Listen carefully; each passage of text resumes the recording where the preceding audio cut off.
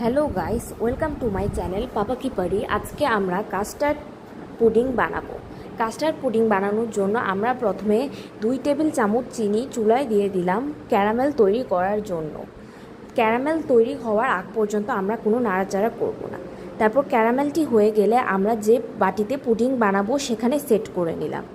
তারপর আমরা অন্য একটি পাত্রে 250 মিলিলিটার দুধ নিয়ে নিব জাল করার জন্য।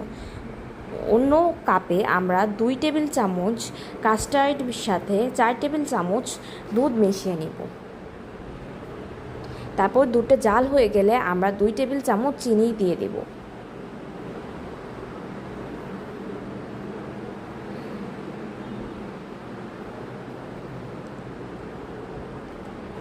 তারপর চিনিটি মেশানোর পর আমরা কাস্টার্ডের মিশ্রণটি ঢেলে নেব। তারপর দুধটি নাড়তেই হবে যতক্ষণ না পর্যন্ত দুধ ঘন হয়ে যাবে। দুধ না নাড়লে নিচে দলা পেকে যেতে পারে। যখন দুধের এমন ঘন কনসিস্টেন্সি হয়ে যাবে তখন আমাদের বুঝে নিতে হবে যে আমাদের বেস তৈরি।